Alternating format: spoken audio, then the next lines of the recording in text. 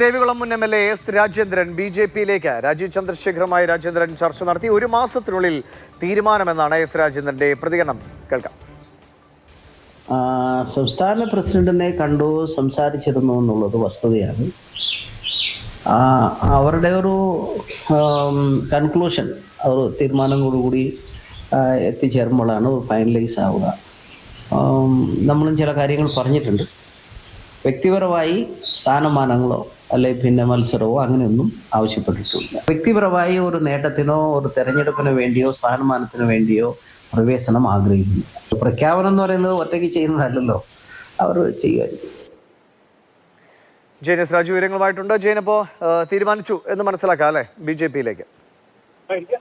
രാജേന്ദ്രൻ തീരുമാനം എടുത്തു കഴിഞ്ഞിരിക്കുന്നു എന്ന് നമുക്ക് രാജേന്ദ്രന്റെ വാക്കുകളിൽ നിന്ന് മനസ്സിലാക്കാൻ കഴിയുന്നത്. പക്ഷേ അന്തിമ പ്രഖ്യാപനം ബി.ജെ.പി സംസ്ഥാന നേതൃത്വത്തിന്റെ ഭാഗത്തു നിന്നാണ് എന്നാണ് അദ്ദേഹത്തിന്റെ വാക്കുകളിൽ നിന്ന് നമുക്ക് മനസ്സിലാക്കാൻ കഴിയുന്നത്. എന്തായാലും ഒരു 2 വർഷത്തിലധികം കാലമായി നീണ്ടു നിൽക്കുന്ന ഒരു ചർച്ചയാണ്. ഒരു ഘട്ടത്തിൽ ബി.ജെ.പിയുടെ ദേശീയ അധ്യക്ഷൻ ജെ.പി. നദ്ദ രാജേന്ദ്രൻ നേരിൽ കണ്ടിരുന്നു. അതുമായി ബന്ധപ്പെട്ട കാര്യങ്ങളൊക്കെ വിവാദങ്ങളായതായിരുന്നു.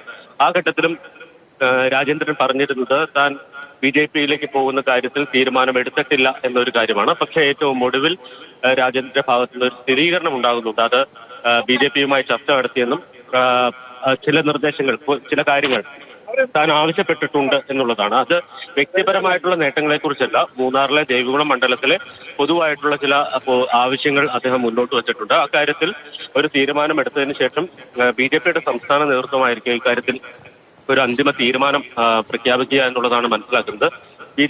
രാജേന്ദ്രൻ മൂന്നാർ കേന്ദ്രീകരിച്ച് ഒരു സർവീസ് കോഓപ്പറേറ്റീവ് സൊസൈറ്റിക്ക് രൂപം നൽകുന്നുണ്ട്.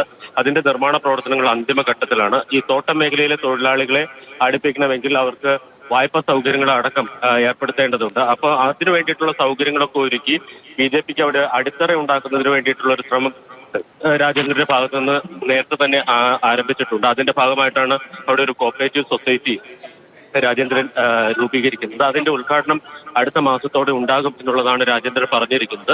ഒരുപക്ഷെ ആ കോഓപ്പറേറ്റീവ് സൊസൈറ്റിയുടെ ഉദ്ഘാടനവുമായി ബന്ധപ്പെട്ട് രാജേന്ദ്രന്റെ ബി.ജെ.പി പ്രവേശനം സംബന്ധിച്ച ഔദ്യോഗിക പ്രഖ്യാപനം ഉണ്ടാകും എന്നുള്ളതാണ് കരുതുന്നത്. എന്തായാലും 2 വർഷക്കാലം നീണ്ടുനിന്ന ഒരു ചർച്ചയായിരുന്നു ഇതുമായി ബന്ധപ്പെട്ട് ബി.ജെ.പിയും അതോടൊപ്പം തന്നെ കോൺഗ്രസും സി.പി.യും ഒക്കെ മലയോര മേഖലയിൽ നിന്ന് ഒരു പ്രധാനപ്പെട്ട നേതാവ് ബി.ജെ.പിയിലേക്ക് വരുന്നു എന്നതാണ് എസ് രാജേന്ദ്രന്റെ ബി.ജെ.പി പ്രവേശനത്തിന്റെ പ്രത്യേകത. പക്ഷേ കഴിഞ്ഞ കുറച്ചു കാലങ്ങളായിട്ട് ഇങ്ങനെ ചർച്ചയിൽ പലവട്ടം വന്നുപോയതാണ്. അപ്പോഴൊക്കെ നിഷേധിക്കപ്പെട്ടതാണെങ്കിൽ ഇപ്പോൾ അത് ശരിയാണ് എന്ന് അദ്ദേഹം തന്നെ വ്യക്തമാക്കുകയാണ്. ഒരു മാസത്തിനകം ഔദ്യോഗികമായ ഒരു പ്രഖ്യാപനം ഉണ്ടാകും. ഇനി